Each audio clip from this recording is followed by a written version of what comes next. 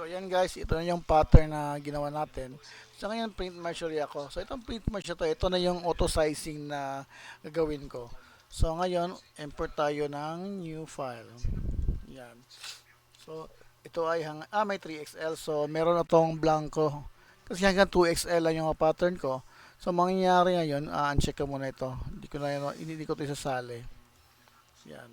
So yan, nalabas si print merge. Ito yung design natin guys nakakulong sa sa isang square. So, kahit na malaki ito guys, walang problema yan. Malaki na square yan, pwede yan. So ngayon guys, gawin ko is yan, surname. Hindi ito naka-center kasi pamandalian na to. Hindi ko na inaayos yung mga placement nila. Yan, as of para tamad kasi ako magde-demo ganito guys. Tamad ako ng yan, size natin yan. Okay, so tapos na. So as you can see is naka siya. So meron pa ako maraming guys, style like yung mga logo paano siya i-placement para hindi siya mag-oblong. Yan. So ngayon guys, ang gawin natin is gawin natin si app. Yan. Ay hindi pala. Print merge pala tayo. Create merge document muna tayo. Yan. So, nandyan siya. Ito yung app ko. Ngayon, ito guys, meron siyang yung una kong sizing na yung length at height binabago. Ito naman yung pattern lang pinapasok yung design. So, let's do pattern save.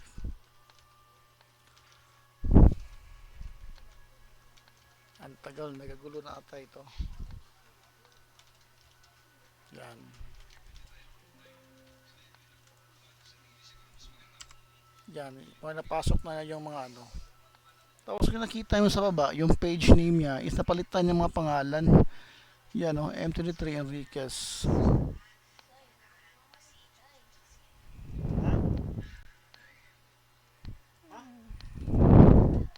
Itong 23 pala, hindi ko nakalimutan ko sa print merge.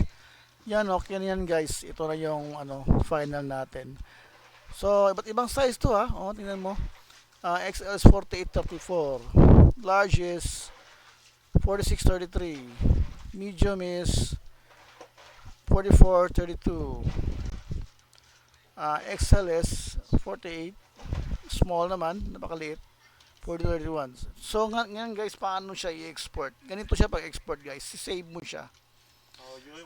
Save mo siya guys, gawa tayo na dito. Ngayon ko lang yan, sad. Save ko dyan. Okay, pagkatapos kong ma-save, open natin si file converter na ginawa ko. Ito yung modified file converter ko. Source tayo guys, yan. Tapos, punta saan kayo na yun? Demo. Itong sad. Saan ba yung sad?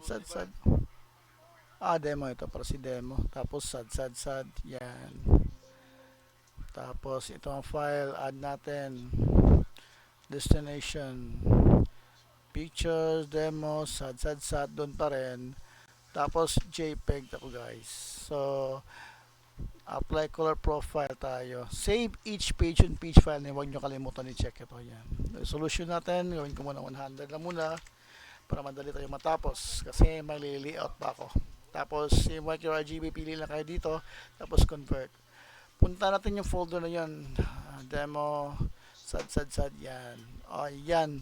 Andali lang. Diba? Ito talaga yung auto resize. Yung hindi ka na nagpipili ng size, tapos ilagay yung name. Kasi ito, ilagay yung name at ini-auto resize sila lahat. Yan talaga ang tunay ng automation. Kasi meron yung nag-resize ng large, tapos nag-resize naman ng small, yung pangit naman. Kung gusto mo talaga yung automation resize, lahat ng sizes yun ipapasok mo talaga, isang bagsakan lang.